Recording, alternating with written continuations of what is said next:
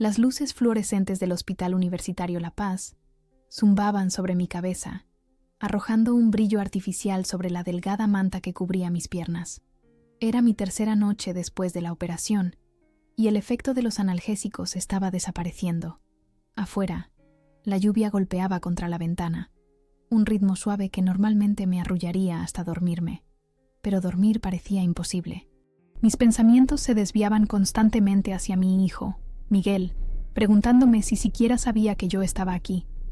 Alcancé el vaso de agua en la mesita de noche, haciendo una mueca de dolor cuando el movimiento tiró de mis puntos. Los médicos habían extirpado un tumor, benigno, gracias a Dios, pero la recuperación sería lenta. A mis 57 años ya no me recuperaba como antes.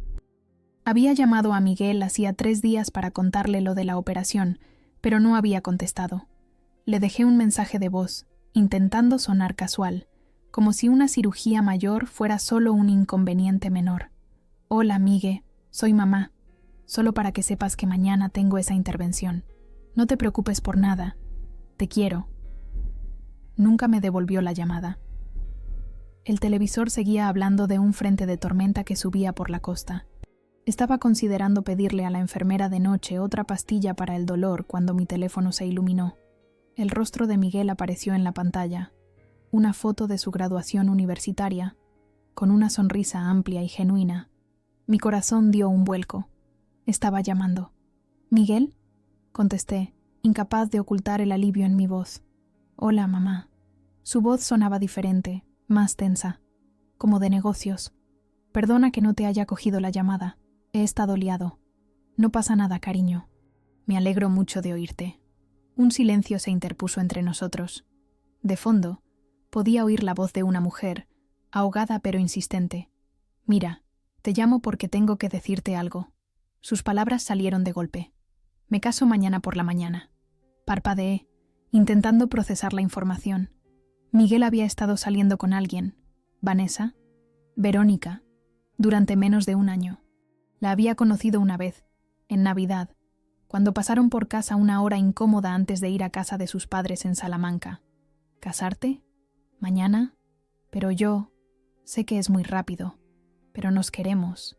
Y con el bebé en camino... ¿Bebé? Miguel, ¿qué? Mamá, por favor, solo escucha. Su voz se endureció. Necesitamos un nuevo comienzo, borrón y cuenta nueva. Así que he estado arreglando algunas cosas. La pausa que siguió pareció eterna.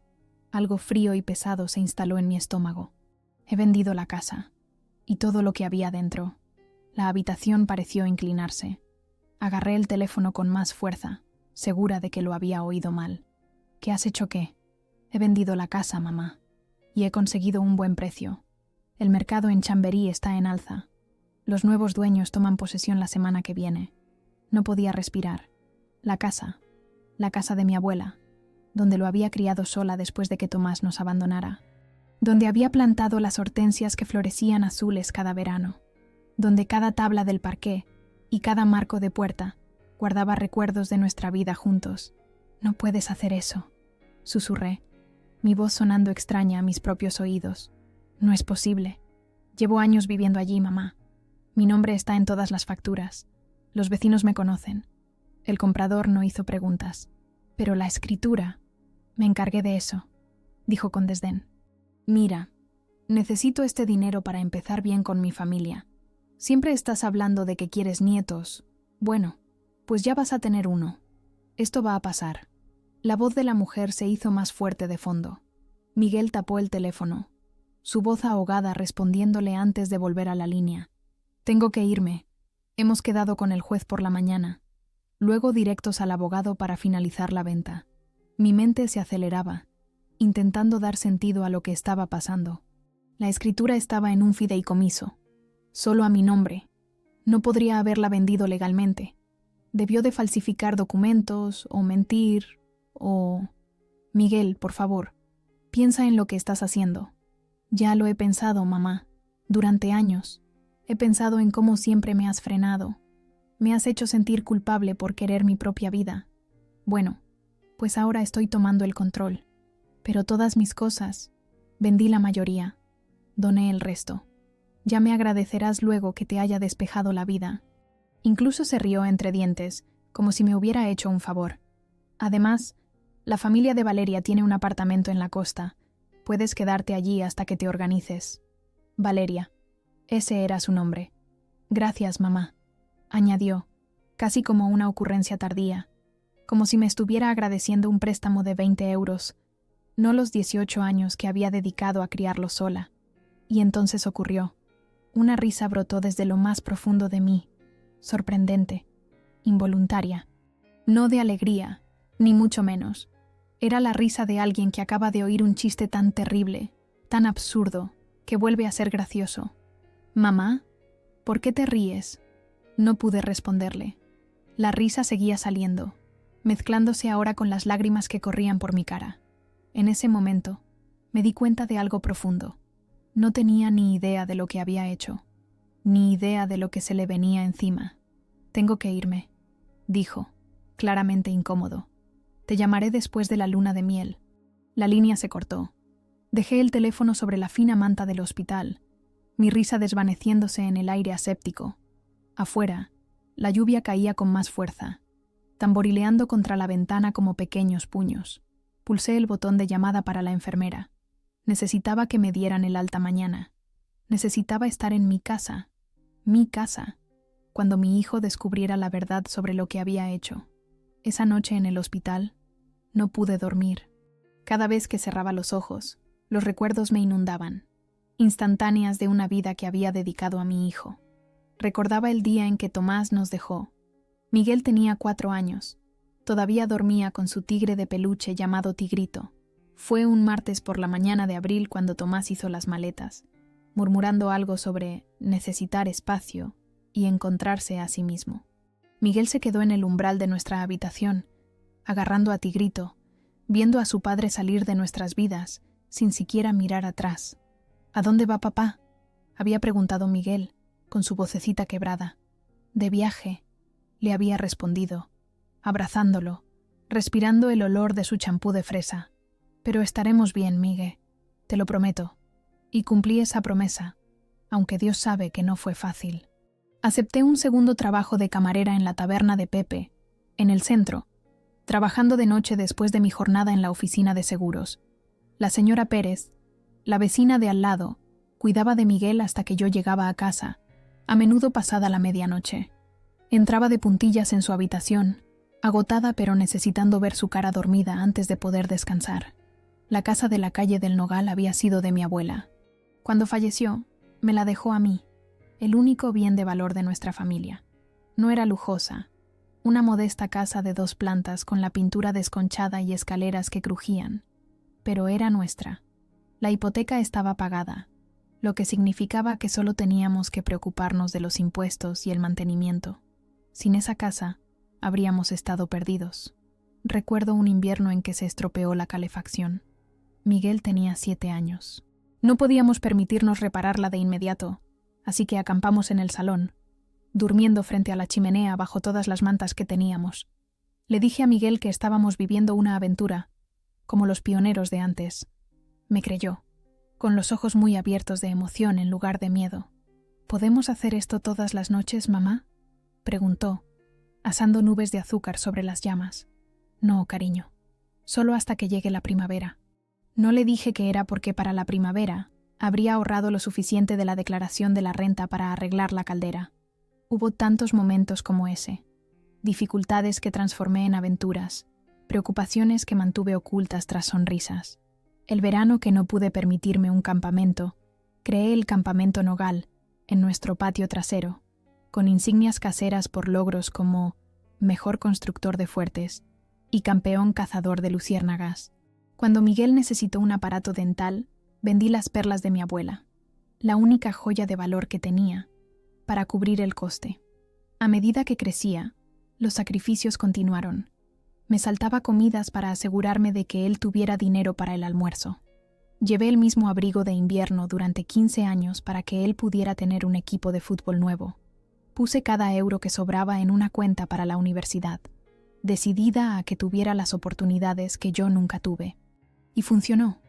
Miguel entró en la Universidad Complutense con una beca parcial. Pedí un préstamo con garantía hipotecaria para cubrir el resto. Cuando cruzó el escenario para recibir su título en Administración de Empresas, pensé que mi corazón podría estallar de orgullo. Todos esos años de lucha parecieron valer la pena en ese momento. Pero algo cambió durante la universidad. Quizás fueron los amigos que hizo. Chicos ricos con casas de veraneo y fondos fiduciarios. Quizás fue simplemente crecer y alejarse de mí. Sea cual sea la causa, la brecha entre nosotros se ensanchó. Después de graduarse, consiguió un trabajo en una empresa de marketing en el centro. El sueldo no era bueno, pero era un comienzo. Luego vinieron los despidos de 2020. La COVID golpeó, y Miguel fue uno de los primeros en caer.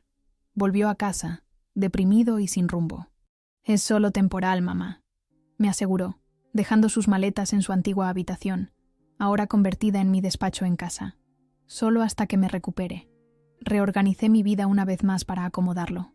Moví mi escritorio a mi dormitorio. Cociné sus platos favoritos. Intenté no agobiarlo ni hacer demasiadas preguntas cuando se quedaba fuera toda la noche o dormía hasta el mediodía. Entonces conoció a Valeria en la fiesta de un amigo. Era guapa de esa manera pulida. Mechas perfectas, uñas impecables, ropa que costaba más que mi pago mensual de la hipoteca. Su padre era dueño de una exitosa promotora inmobiliaria en el barrio de Salamanca. Desde el principio, sentí que ella veía a Miguel como un proyecto, algo que moldear y mejorar. «¿Todavía vives con tu madre?», le oí preguntar durante su primera visita a la casa, su voz goteando desdén. Después de eso, Miguel empezó a actuar de forma diferente. Empezó a referirse a la casa como «mi casa» cuando hablaba con amigos por teléfono. Renovó la cocina sin preguntarme, diciendo que los armarios viejos eran vergonzosos. Hizo pintar el exterior de un color que odiaba, un gris moderno y austero que desentonaba en nuestra calle de casas tradicionales. Cuando me opuse, me recordó cuánto tiempo llevaba viviendo allí, cuánto había contribuido al hogar. «No soy un invitado aquí, mamá», dijo. «Esta es mi casa también». Cedí, no queriendo alejarlo. Después de todo, ¿no era para esto para lo que había trabajado todos esos años? ¿Para que se sintiera seguro? ¿Para que tuviera una base? Si dejarle tomar la iniciativa le hacía feliz, podía vivir con un revestimiento gris y armarios de cocina minimalistas. Lo que no podría haber anticipado era hasta qué punto llegaría a creer que la casa era suya. Quizás yo lo propicié. Quizás debería haber sido más clara con los límites. Pero después de décadas de ponerlo a él primero, era un hábito difícil de romper. La gota que colmó el vaso fue la pasada Navidad, cuando los padres de Valeria vinieron de visita. Oí a Miguel enseñarles la casa, hablando como si fuera el único propietario. «Cuando mamá ya no esté, probablemente tiraré toda la primera planta. La dejaré diáfana», dijo casualmente, como si hablara de una inversión inmobiliaria lejana en lugar del hogar donde había aprendido a caminar. Esa noche, después de que todos se fueran, fui a mi dormitorio y saqué la escritura de mi archivador. Estudié mi nombre, impreso claramente como única propietaria. Luego llamé a mi vieja amiga Ana, que trabajaba como asistente jurídica en un despacho del centro. Al día siguiente, fui a su oficina y establecí un fideicomiso en vida revocable, poniendo la casa firmemente a mi nombre con instrucciones explícitas sobre su futuro. Nunca se lo dije a Miguel. Nunca imaginé que necesitaría defender mi hogar de mi propio hijo. Ahora, tumbada en esa cama de hospital, me di cuenta de lo ciega que había estado. Todos esos años de sacrificio le habían enseñado de alguna manera a Miguel que tenía derecho a tomar lo que quisiera de mí, incluso el techo sobre mi cabeza. La mañana no podía llegar lo suficientemente rápido. Necesitaba llegar a casa antes de que cometiera el mayor error de su vida. A las 6 de la mañana siguiente, ya estaba vestida y esperando la ronda del doctor Patel. Mi incisión palpitaba, pero rechacé más analgésicos. Necesitaba claridad, no consuelo. Cuando finalmente apareció, con la carpeta en la mano, yo ya estaba sentada en la silla de visitas en lugar de la cama, con mi pequeña bolsa de viaje a mi lado. «Señora Campos», dijo, levantando las cejas. «Se ha levantado temprano. Necesito que me den el alta hoy». Frunció el ceño, revisando mi historial. Planeábamos mantenerla un día más en observación. «Lo entiendo, pero hay una emergencia en casa. Tengo que irme».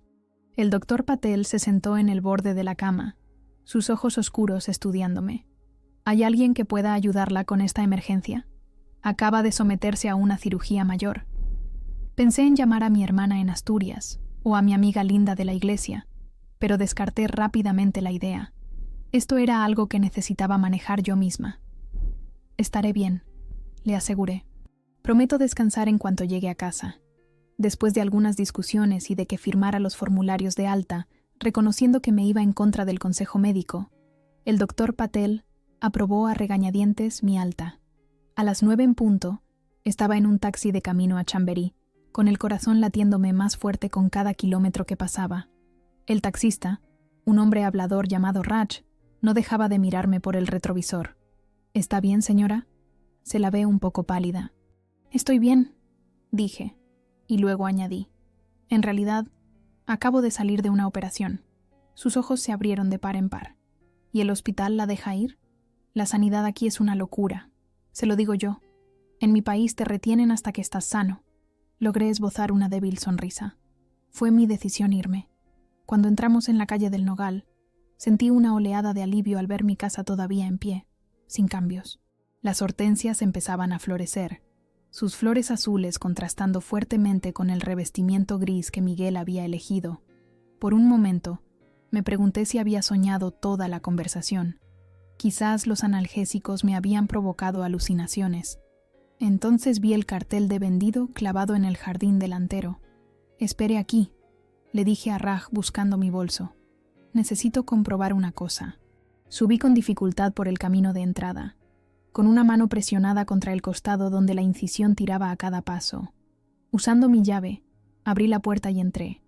El vacío me golpeó como un golpe físico. La entrada, que antes estaba llena con un reloj de pie que había pertenecido a mi padre, y una pequeña mesa de roble donde guardaba el correo y las llaves, estaba vacía. No había fotografías en el pasillo, no había muebles en el salón. Incluso las cortinas habían desaparecido de las ventanas, dejando que la luz del sol de la mañana entrara sin filtrar. Me moví por la casa aturdida, habitación tras habitación vacía. En la cocina, los armarios estaban abiertos, su contenido desaparecido. El frigorífico zumbaba, vacío y desenchufado. Arriba, mi dormitorio estaba despojado de todo excepto el colchón en el suelo donde Miguel supuestamente había estado durmiendo. En su prisa por venderlo todo, había sido minucioso. 40 años de posesiones, desaparecidos. La mesa del comedor donde habíamos compartido innumerables comidas de domingo. La estantería llena de novelas que había coleccionado durante décadas. La colcha que mi abuela había hecho para mi 16º cumpleaños. Todo desvanecido. Me dejé caer sobre el colchón desnudo, la realidad de lo que Miguel había hecho finalmente golpeándome con toda su fuerza. No solo había intentado vender la casa, me había borrado de ella. Había borrado nuestra vida juntos. Había transformado nuestro hogar en un cascarón vacío, listo para que nuevos dueños lo llenaran. Unos pasos en la escalera me sobresaltaron. Por un momento loco, pensé que podría ser Miguel, pero en su lugar, Raj apareció en el umbral. «Señora, no volvía». Estaba preocupado. Sus ojos recorrieron la habitación vacía. «¿Pasa algo aquí?» Asentí, demasiado abrumada para hablar. «¿Necesita a la policía?», preguntó, sacando ya su teléfono. «No», logré decir. «Todavía no. ¿Puede llevarme a otro sitio primero?». 20 minutos después, paramos frente al edificio de ladrillo que albergaba el bufete de abogados. Ana se sorprendió al verme. Sus ojos se abrieron de par en par ante mi aspecto. «Elena, ¿no deberías estar en el hospital?». Me derrumbé en la silla frente a su escritorio. «Miguel ha intentado vender la casa». Se quedó boquiabierta. «¿Qué ha hecho qué?». Le expliqué todo. La llamada, la casa vacía, el cartel de «vendido». Con cada palabra, la expresión de Ana se oscurecía más. «Eso no es posible», dijo cuando terminé. «La casa está en tu fideicomiso. No tiene ningún derecho legal a venderla». «Lo sé, pero lo ha hecho de todos modos. ¿O cree que lo ha hecho?». Ana ya estaba tecleando en su ordenador. «Déjame comprobar el registro de la propiedad. Todavía no se ha registrado nada. Pero si tiene un comprador que le ha pagado, se supone que cierran el trato hoy, después de su boda». Giró su silla para mirarme de frente. «Elena, esto es serio. Tenemos que actuar de inmediato para proteger tu propiedad. Durante la siguiente hora, Ana y yo trabajamos con uno de los abogados inmobiliarios del bufete para redactar una notificación de emergencia.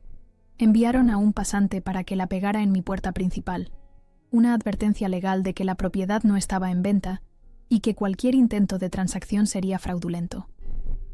Ana también contactó con la policía local para presentar una denuncia por el robo de mis pertenencias. ¿Y qué pasa con Miguel?, pregunté mientras terminábamos el papeleo. ¿Qué le ocurrirá?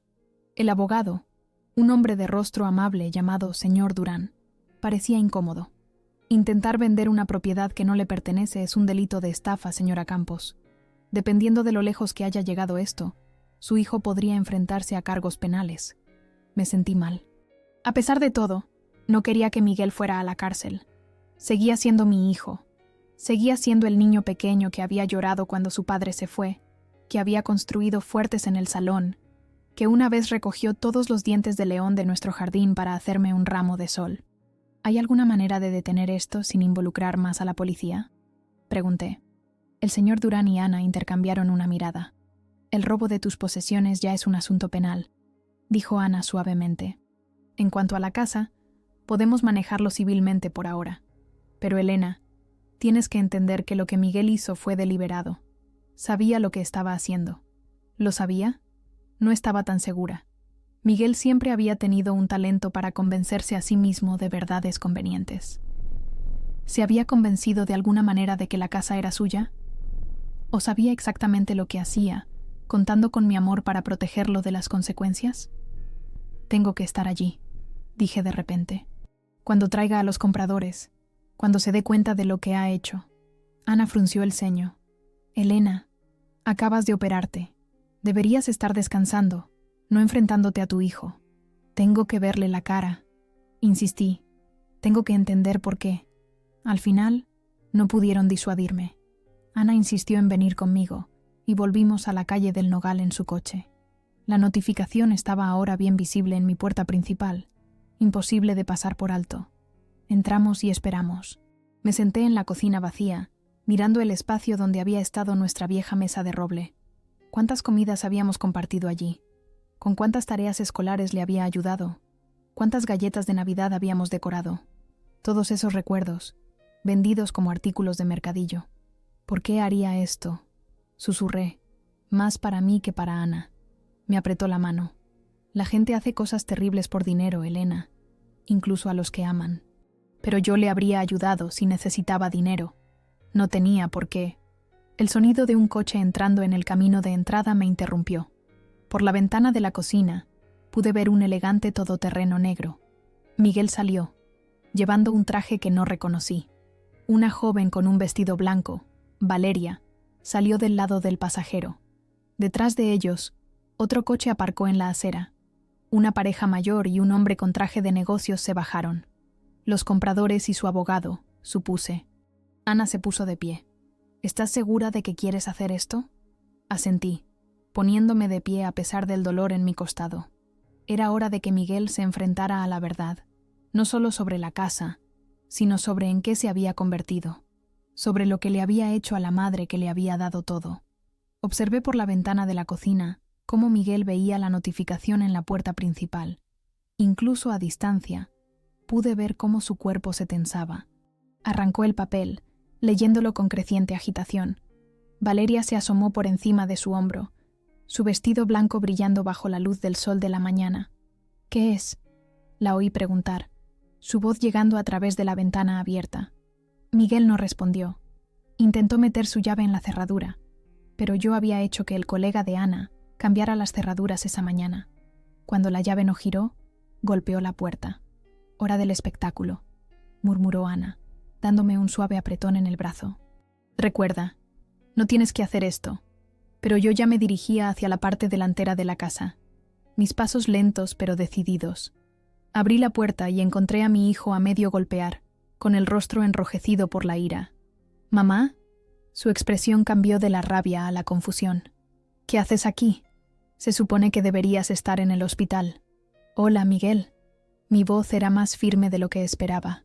«Felicidades por el día de tu boda». Sus ojos se desviaron hacia Ana, que estaba detrás de mí. y luego de nuevo hacia la notificación que tenía en la mano. ¿Qué es esto? ¿Qué está pasando? Creo que lo sabes, dije en voz baja. La pareja mayor, los padres de Valeria, supuse, y el hombre del traje se acercaron desde la acera. Valeria se volvió hacia ellos con el rostro contraído por la preocupación. «¿Hay algún tipo de problema?», dijo. «La madre de Miguel está aquí. Señora Campos». El hombre del traje me tendió la mano. «Soy Ricardo Barton, el abogado de los compradores. Parece que hay cierta confusión sobre la venta de esta propiedad». Miguel interrumpió antes de que pudiera responder. «No hay ninguna confusión. Esta es mi casa. He vivido aquí durante años». «No es tu casa, Miguel», dije. «Nunca lo fue». Ana dio un paso adelante, profesional y tranquila. «Soy Ana Russo, la abogada de la señora Campos.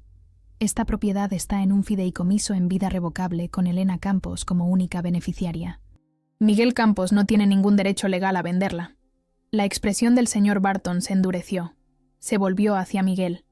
«Usted aseguró a mis clientes que tenía un título de propiedad claro sobre este inmueble. Y lo tengo. He estado viviendo aquí. Vivir en un sitio no te da la propiedad», le interrumpió Barton. Se dirigió a los padres de Valeria. «Señor y señora Romero, recomiendo que pospongamos este cierre hasta que podamos verificar la titularidad real de la propiedad». El padre de Valeria, un hombre alto con el pelo plateado y un reloj caro, dio un paso adelante. «Esto es ridículo.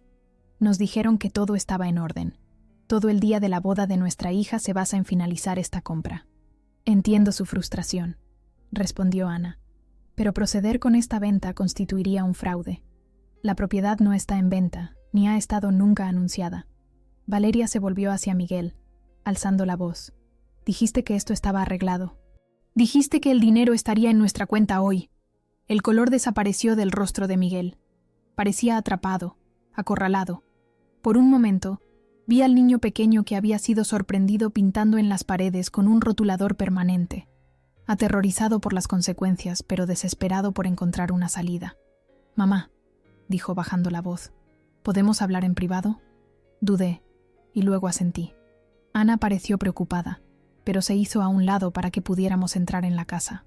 Miguel me siguió al salón vacío, cerrando la puerta tras de sí. En el momento en que estuvimos solos, su comportamiento cambió. «¿Qué demonios estás haciendo?», siseó. «¿Tienes idea de lo que estás arruinando ahora mismo?». «¿Lo que yo estoy arruinando?». Hice un gesto hacia la habitación vacía que nos rodeaba. «Vendiste todo lo que poseo. Intentaste vender mi casa. ¿Qué esperabas que pasara?». «Necesitaba el dinero. Valeria está embarazada. Sus padres esperan que tengamos un cierto estilo de vida. Y yo... ¿Así que decidiste robarme a mí?». Mi voz se quebró. «¿A tu propia madre?». Se pasó las manos por el pelo, paseándose por el suelo vacío. «No fue un robo. Esta ha sido mi casa también. He invertido dinero en ella. La he mantenido. Mientras vivías aquí sin pagar alquiler durante 5 años», señalé. «Miguel, lo que has hecho es ilegal. Hay denuncias presentadas a la policía por el robo de mis pertenencias». Levantó la cabeza de golpe. «¿Llamaste a la policía? ¿Qué opción me diste?», pregunté en voz baja. Me miró fijamente, y vi algo cambiar en sus ojos, el cálculo reemplazando al pánico. «Mamá, escucha. Sé que metí la pata, ¿vale? Pero hay una solución fácil. Puedes ponerme la casa a mi nombre ahora, hacerlo legal. Los compradores están dispuestos a pagar 100.000 euros por encima del valor de mercado. Podemos repartirlo. Tendrás suficiente para comprar un bonito apartamento, y yo tendré lo que necesito para empezar mi familia». No podía creer lo que estaba oyendo. Incluso ahora, estaba tratando de manipular la situación a su favor. «No, Miguel», dije con firmeza. «La casa no está en venta. Y aunque lo estuviera, después de lo que has hecho, no te la vendería ni por 1 euro». Su rostro se ensombreció. «¿Y ahora qué? ¿Vas a dejar que vaya a la cárcel? ¿Dejar que pierda a Valeria? ¿Dejar que tu nieto crezca sin padre?». El chantaje emocional era tan transparente que casi me hizo reír. «Nadie irá a la cárcel si devuelves lo que has cogido, y le explicas a esa gente de ahí fuera que has cometido un terrible error. ¿Devolver lo que he cogido? Lo vendí todo. Los muebles, tu ropa, incluso esos estúpidos platos de porcelana que nunca usabas. Ha desaparecido todo». Cada palabra era como una bofetada. Lo sabía, por supuesto, pero oírle admitirlo tan cruelmente lo hizo real de una manera que no lo había sido antes. La puerta se abrió, y Valeria apareció allí, con el vestido de novia arrugado y el rímel corriéndole por las mejillas. «Miguel, ¿qué está pasando? Mis padres están a punto de irse. El señor Barton dice que podrían demandarnos por estafa». Miguel se volvió hacia ella, con la desesperación en los ojos. «Cariño, es un malentendido. Mi madre nos va a poner la casa a nuestro nombre». «No», dije claramente. «No lo voy a hacer». Valeria nos miró a ambos. Luego se centró en mí. «Señora Campos, por favor, vamos a tener un bebé. Necesitamos esto». «Entiendo que estás en una posición difícil, Valeria», dije suavemente. «Pero Miguel te mintió. Les mintió a todos. No tenía derecho a vender esta casa. Pero él dijo lo que necesitaba decir para conseguir lo que quería. Lo ha estado haciendo toda su vida». Me enfrenté a mi hijo. «Es hora de madurar, Miguel. Hora de afrontar las consecuencias de tus actos». La puerta principal se cerró de un portazo y Ana apareció en el umbral. «Los Romero y el señor Barton se van. El señor Barton dijo que te dijera que se pondrá en contacto para hablar de posibles acciones legales». El rostro de Valeria se descompuso. Se abalanzó sobre Miguel, golpeándole el pecho con los puños. «Lo has arruinado todo. Todo. Mis padres me advirtieron sobre ti y no les escuché. Dios, qué estúpida soy». Huyó de la habitación, su vestido blanco ondeando tras ella como una bandera de rendición. Por la ventana, la vi correr hacia el coche de sus padres, derrumbándose en los brazos de su madre. Miguel se quedó helado, viendo cómo su futuro se alejaba. Cuando finalmente se volvió hacia mí, sus ojos eran duros, irreconocibles. «Espero que estés contenta», dijo fríamente. «Has destruido mi vida». «No, Miguel», respondí, sintiéndome de repente agotada. «Eso lo hiciste tú solo». Se fue sin decir una palabra más, cerrando la puerta tan fuerte que la casa vacía retumbó. Por la ventana, lo vi alejarse por la calle del Nogal, con su traje de boda arrugado y los hombros encorvados contra un mundo que de repente se había negado a doblegarse a su voluntad. Ana se acercó a mi lado. «¿Estás bien?» No lo estaba, ni de lejos. Pero mientras veía a mi único hijo desaparecer por la esquina, sentí algo inesperado en medio del dolor. Alivio. La verdad por fin había salido a la luz. No más fingimientos, no más consentimientos, no más sacrificarme en el altar de los deseos de Miguel. «Lo estaré», dije. Y por primera vez en años, lo creí. Los días después de que Miguel se fuera fueron extraños. El vacío de la casa reflejaba el hueco en mi pecho. Cada habitación resonaba con la ausencia. De muebles, de recuerdos, del hijo que creía conocer. Ana insistió en que me quedara con ella hasta que me recuperara de la cirugía, pero después de 2 días en su habitación de invitados, anhelaba mi propio espacio, por muy desolado que estuviera.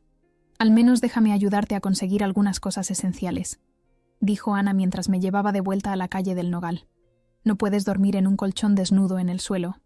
Paramos en el Corte Inglés de camino, donde Ana empujaba un carro mientras yo me apoyaba en él para sostenerme, todavía débil por la operación. Compramos lo básico: sábanas, toallas, una cafetera, una silla plegable. Se sentía extraño, empezar de nuevo a los 57, como ser una estudiante universitaria de nuevo, pero con una incisión en el abdomen y una vida de traición pesando sobre mí. En casa, Ana me ayudó a hacer la cama en el colchón y a colocar los escasos utensilios de cocina. Insistió en quedarse a pasar la noche, durmiendo a mi lado en el colchón, como si estuviéramos en una fiesta de pijamas. Ninguna de las dos mencionó a Miguel, pero su ausencia llenaba la habitación como el humo. A la mañana siguiente, sonó mi teléfono. Número desconocido. Contesté, esperando a medias que fuera Miguel. «Señora Campos, soy el agente Reyes de la Policía Municipal de Madrid. Hemos localizado algunas de sus propiedades robadas en una tienda de segunda mano en Argüelles. El propietario reconoció los artículos de nuestra denuncia: el escritorio de caoba de mi abuela, mi sillón de lectura de cuero, algunas lámparas y mesas auxiliares. No mucho, pero algo.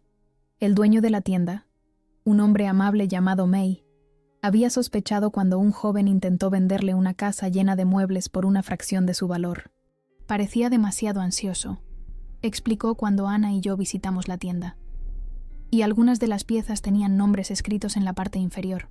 Piezas de familia, me di cuenta. Cuando llegó la alerta policial, reconocí su nombre. El agente Reyes ayudó a organizar la devolución de los muebles a mi casa. Una pequeña victoria, pero me dio la esperanza de que se pudieran recuperar más cosas.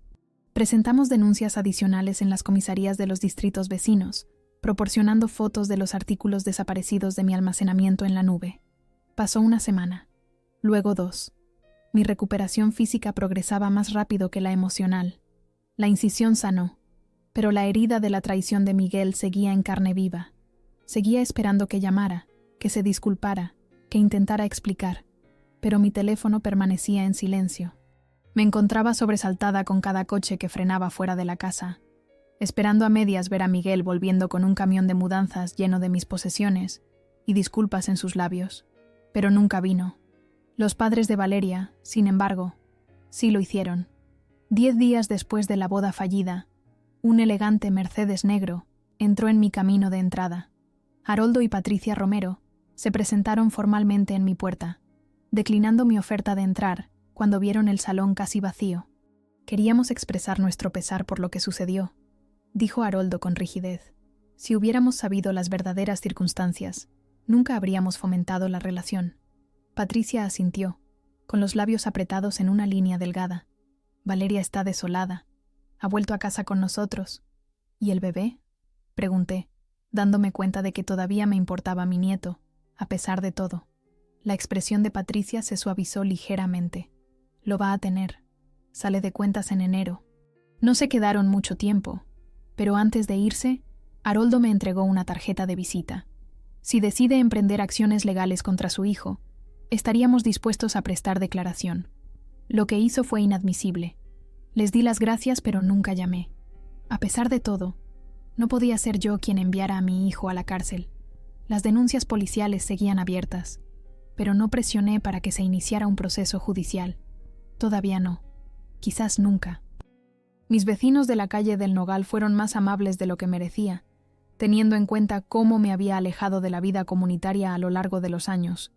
La señora Abernathy de enfrente me trajo una tortilla de patatas. Los Williams de 2 casas más abajo me ofrecieron su televisor de repuesto. El señor Guzmán, que se había mudado el año pasado, me ayudó a instalar nuevas cerraduras en todas las puertas. Mi hijo me robó una vez. Me confió mientras trabajaba. La adicción hace que la gente haga cosas terribles a quienes ama. Ahora lleva 3 años sobrio. No le expliqué que la adicción de Miguel era a su propio sentimiento de merecerlo todo, no a las sustancias. Parecía más fácil dejar que el señor Guzmán creyera que compartíamos el mismo dolor. Poco a poco, mi casa empezó a llenarse de nuevo, no con las preciadas posesiones de mi pasado, sino con nuevos artículos, cada uno elegido deliberadamente. Un sofá azul de una tienda de muebles de ocasión, estanterías de Ikea que Ana me ayudó a montar, platos de una tienda benéfica. Nada combinaba, nada tenía historia, pero era mío, y nadie podía quitármelo. 3 semanas después de que Miguel se fuera, Ana me trajo un pequeño regalo de inauguración, un lirio de la paz en una maceta para el alféizar de mi dormitorio. ¿Has sabido algo de él?, preguntó, sentándose en mi nuevo sofá. Negué con la cabeza. Nada. ¿Qué hará si vuelve? Era una pregunta que me había estado haciendo todos los días. ¿Qué haría cuando, sí, Miguel apareciera en mi puerta? ¿Le perdonaría? ¿Podría? No lo sé, admití. Una parte de mí quiere cerrarle la puerta en la cara, pero otra parte todavía lo quiere. Terminó Ana por mí. Es mi hijo, dije simplemente. Eso no cambia, aunque todo lo demás lo haya hecho. Esa noche, incapaz de dormir, me encontré en la antigua habitación de Miguel. La había dejado intacta, el colchón desnudo en el suelo, los cajones vacíos abiertos, la puerta del armario entreabierta. A la luz de la luna que entraba por la ventana sin cortinas, casi podía ver el fantasma del niño que una vez vivió aquí, el que construía torres de Lego y leía libros del Capitán Calzoncillos con una linterna después de la hora de dormir, el que se metía en mi cama durante las tormentas. ¿A dónde se había ido ese niño? ¿Cuándo se había transformado en el hombre que podía vender las posesiones de su madre sin remordimientos? ¿Le había hecho yo esto con mi constante dar, mi negativa a establecer límites, mi disposición a sacrificarlo todo por su felicidad? Las preguntas daban vueltas en mi mente como buitres, sin encontrar resolución, ni paz. Un sonido de abajo me sobresaltó, el crujido del escalón del porche delantero. Mi corazón se aceleró. ¿Miguel? Me acerqué a la ventana, mirando hacia el porche oscuro. No había nadie, solo el viento jugando una mala pasada, o la casa asentándose sobre sus cimientos. La decepción que sentí me sorprendió. A pesar de todo, una parte de mí todavía quería que volviera a casa, que se explicara, que arreglara las cosas. Pero otra parte sabía que incluso si regresaba, las cosas nunca podrían volver a ser como antes. Se había revelado demasiado, se había destruido demasiado. Bajé y me preparé una taza de té en mi nueva cocina. Sentada en la mesa plegable que ahora servía de comedor, me di cuenta de que estaba esperando a que Miguel reapareciera, esperando respuestas, esperando un cierre. Pero, ¿y si nunca llegaba? ¿Y si este silencio, esta ausencia, era todo lo que tendría? El pensamiento se posó sobre mí como una pesada manta, no reconfortante, pero clarificador. Si esto era todo lo que iba a tener, entonces necesitaba hacer las paces con ello. Avanzar sin el peso de la expectativa. A la mañana siguiente, llamé a mi hermana en Asturias. No habíamos hablado mucho desde el funeral de nuestra madre hacía 3 años. Pequeñas rencillas y la distancia geográfica habían creado un abismo entre nosotras. Pero contestó al segundo tono, su voz cálida de sorpresa. «Elena, ¿está todo bien?» Le conté todo. La cirugía, la traición de Miguel, la casa vacía. Escuchó sin interrumpir, y luego dijo las 4 palabras que no sabía que necesitaba oír. «Ven a quedarte conmigo». 2 días después, hice una pequeña maleta con mi ropa nueva y conduje hacia el norte, a Llanes. La casa de Carmen era pequeña pero acogedora, situada en una calle tranquila a 1,5 kilómetros del mar. Me abrazó con fuerza cuando llegué, su abrazo diciendo lo que las palabras no podían. «Lo siento, estoy aquí, no estás sola». Esa tarde, mientras paseábamos por la playa, con el aire de septiembre fresco por el otoño incipiente, Carmen hizo la pregunta que yo había estado evitando. «¿Crees que alguna vez lo perdonarás?»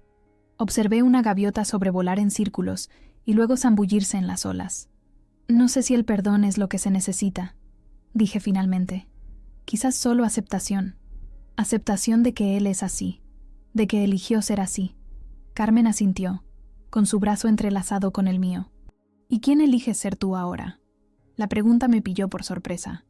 Durante tanto tiempo, había sido la madre de Miguel, definida por ese rol, esa relación. ¿Quién era yo sin ella? Todavía no lo sé, admití, pero creo que estoy lista para descubrirlo. Volvimos en silencio, pero no era el silencio pesado que había llenado mi casa vacía. Este silencio se sentía espacioso, abierto, lleno de posibilidades en lugar de ausencia. Me quedé con Carmen durante 3 semanas. Caímos en un ritmo fácil. Café por la mañana en su porche, paseos por la tarde a lo largo de la orilla, y noches dedicadas a clasificar viejas fotos de familia que guardaba en cajas debajo de su cama. Fue extraño lo rápido que reconectamos, como si los años de distancia no hubieran sido más que un breve malentendido. «Deberías vender la casa», dijo Carmen una noche mientras nos sentábamos en el columpio de su porche, viendo la puesta de sol pintar el cielo de tonos naranjas y rosas. Demasiados malos recuerdos allí ahora. Yo había estado pensando lo mismo. La casa de la calle del Nogal había sido una vez mi santuario, pero la traición de Miguel la había manchado. Cada habitación guardaba ecos de lo que había perdido. No solo posesiones, sino confianza, seguridad, la creencia de que mis sacrificios habían significado algo. «Quizás», dije sorbiendo mi té, «pero todavía no. No estoy lista para dejar que me quite eso también». Carmen no insistió, pero al día siguiente trajo a casa un folleto de una clase de arte en el centro cívico local. «Empiezan una nueva sesión la semana que viene. Acuarela para principiantes». No había pintado desde la universidad. Bocetos rápidos del horizonte de Madrid. Estudios al carboncillo de naturalezas muertas en aulas mal calefactadas. El arte había sido mi primer amor. abandonado por el sentido práctico cuando me quedé embarazada de Miguel. Ahora, mirando el colorido folleto, sentí un destello de interés. No tengo material, puse como excusa. Carmen puso los ojos en blanco. Proporcionan todo para los principiantes. Solo prueba una clase. ¿Qué tienes que perder? ¿Qué? En efecto. Mi casa estaba vacía. Mi hijo se había ido. Mi antigua vida estaba hecha pedazos. Quizás era hora de construir algo nuevo sobre los escombros. La clase se reunía en una sala soleada con grandes ventanales que daban a un pequeño jardín. 12 estudiantes, en su mayoría jubilados, dispuestos en mesas con hojas prístinas de papel de acuarela y paletas de pintura vibrante. La instructora, Diana, era una mujer de pelo plateado con vaqueros salpicados de pintura y una risa contagiosa. La acuarela consiste en rendirse, nos dijo, demostrando cómo mojar el papel. Puedes guiar la pintura, sugerir hacia dónde podría ir, pero en última instancia, hará lo que quiera. Tu trabajo es colaborar con ella, no luchar contra ella. Mis primeros intentos fueron desastres, colores que se mezclaban en charcos fangosos, papel que se abombaba por demasiada agua. Pero había algo liberador en el desorden, en la falta de control, en el permiso para fracasar. Eso es, me animó Diana, observando por encima de mi hombro. Déjala respirar. Me apunté al curso completo de 8 semanas, 2 veces por semana. Me perdía en el color y el movimiento, en la amable comunidad de personas que creaban a mi lado. Nadie allí conocía mi historia. Nadie me miraba con lástima o juicio. Yo era simplemente Elena, la mujer tranquila del rincón que estaba aprendiendo lentamente a dejar que la pintura siguiera su propio camino. Llegó octubre, trayendo hojas carmesí y mañanas frescas. Empecé a pensar en volver a Madrid, a la casa que había dejado en el limbo. Carmen no quería que me fuera. Quédate al menos hasta las fiestas, insistió. Podríamos celebrar la Nochebuena juntas. Quizás subir a la sierra para Navidad. La idea era tentadora, pero sabía que no podía esconderme en Llanes para siempre. Tenía una vida que reconstruir, decisiones que tomar, y a pesar de todo, la casa de la calle del Nogal seguía siendo mía. Volví en coche un domingo, el coche lleno con mis pocas pertenencias y los nuevos materiales de arte que Carmen había insistido en comprarme como regalo de despedida. Al girar en mi calle, la ansiedad me oprimió el pecho. ¿Estaría Miguel allí? ¿Estaría la casa como la dejé? ¿O me esperarían nuevos desastres? La casa permanecía sin cambios, la luz del sol de otoño calentando su revestimiento gris. Ni rastro de Miguel, ningún nuevo daño, solo mi pequeña casa medio vacía, esperando. Dentro, una fina capa de polvo lo cubría todo. Abrí las ventanas para que entrara aire fresco, barrí los suelos, limpié las encimeras. Los rituales de la vuelta a casa, incluso a un hogar que apenas se parecía al que había dejado meses atrás. Esa noche, Ana vino con comida para llevar del restaurante chino de la avenida. Nos sentamos en mi mesa plegable, comiendo tallarines de los cartones. ¿Alguna noticia de Miguel?, preguntó con cuidado. Negué con la cabeza. Nada. ¿Y tú? No. Pero me enteré por un colega de que la familia de Valeria contrató a un abogado. Van a presentar una demanda civil por el dinero que adelantaron por la casa.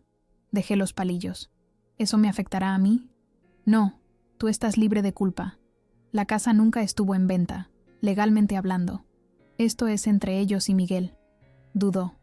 Elena, hay algo más. La policía recuperó más cosas tuyas. No mucho. Algo de ropa, libros, algunas joyas. Las retienen como pruebas. Pruebas. La palabra quedó suspendida entre nosotras, cargada de implicaciones. Pruebas del crimen de mi hijo contra mí. No quiero presentar cargos, dije en voz baja. Solo quiero recuperar mis cosas. Ana asintió, con comprensión en sus ojos. Veré qué puedo hacer. Al día siguiente, visité la comisaría. La detective López, una mujer de rostro amable con rizos oscuros escapando de su moño apretado, me llevó a un almacén donde mis posesiones recuperadas estaban catalogadas y en cajas. Encontramos estos artículos en una casa de empeños, explicó, abriendo una pequeña caja. Dentro estaban los pendientes de perlas de mi madre, mi anillo de graduación de la universidad y el relicario de plata que guardaba un rizo del primer corte de pelo de Miguel. El dueño de la tienda sospechó cuando un joven que coincidía con la descripción de su hijo intentó venderlos por mucho menos de su valor. Cogí el relicario. Su peso familiar en mi palma me hizo llorar. Gracias por encontrarlos. La detective López me observó con atención. Señora Campos, tenemos pruebas suficientes para presentar cargos contra su hijo, pero necesitamos su cooperación. Cerré los dedos alrededor del relicario. No puedo hacer eso. Todavía no. Asintió, sin presionar. La oferta sigue en pie. Mientras tanto, le entregaremos estos artículos. Los muebles recuperados anteriormente están en un guardamuebles. Aquí tiene su información. Me fui con una pequeña caja de tesoros recuperados y un corazón más pesado. La idea de que Miguel empeñara estos objetos personales, objetos que no solo tenían valor monetario, sino recuerdos, historia, se sintió como una herida nueva. En casa, coloqué el relicario en mi nueva cómoda, una sencilla pieza de pino de Ikea que Ana me había ayudado a montar.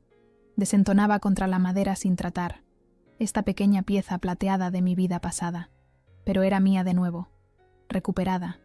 Pasaron las semanas. Establecí nuevas rutinas, paseos matutinos por el barrio, tardes dedicadas a pintar en la mesa de la cocina, llamadas nocturnas con Carmen. Me uní a un grupo de apoyo para padres distanciados de sus hijos adultos, que se reunía los martes por la noche en el sótano de una iglesia. Las historias que escuché allí, de robos, adicciones, manipulación emocional, me hicieron darme cuenta de que no estaba sola. Algunos padres llevaban décadas sin hablar con sus hijos. Otros se habían reconciliado después de años de silencio, construyendo nuevas relaciones sobre bases más honestas. Límites, enfatizaba el líder del grupo, un terapeuta de voz suave llamado Marcos. La curación comienza con límites saludables. Pensaba a menudo en esa palabra. Límites. ¿Los había tenido alguna vez con Miguel? ¿O había estado tan centrada en darle todo que no le había enseñado a respetar los límites? Noviembre trajo las primeras nieves y noches más largas. Continué con mis clases de acuarela, ahora en el Centro Cívico de Chamberí. Mis pinturas mejoraron, todavía lejos de ser perfectas, pero mostrando progreso. Empecé con cosas pequeñas, con paisajes y naturalezas muertas, pero gradualmente comencé a explorar formas más abstractas, formas y colores que expresaban lo que no podía poner en palabras: dolor, traición, resiliencia. Se acercaba el puente de la Almudena. Carmen me invitó de nuevo a Llanes, pero decidí quedarme en Madrid. Ana y su marido me pidieron que me uniera a su cena familiar, y acepté agradecida. El día antes del puente, estaba colgando cortinas en el salón, sencillos paneles de color crema que suavizaban el vacío de la habitación, cuando un coche entró en mi camino de entrada. Mi corazón se sobresaltó. Reconocí el Civic plateado, el coche de Miguel.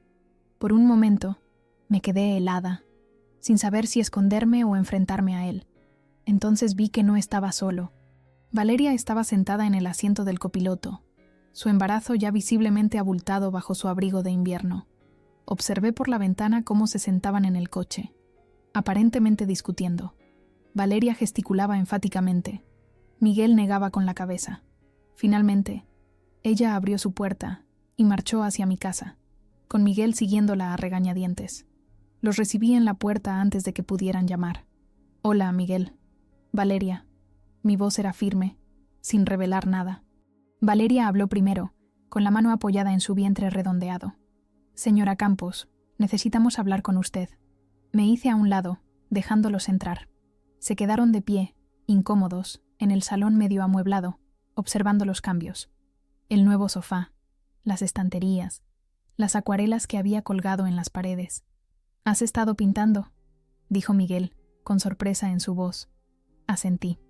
«Desde septiembre». Se hizo un silencio incómodo. Finalmente, Valeria lo rompió. «Queríamos disculparnos», dijo, su voz firme a pesar del temblor en sus manos. «Lo que hizo Miguel estuvo mal. Inexcusable. Lo sabemos».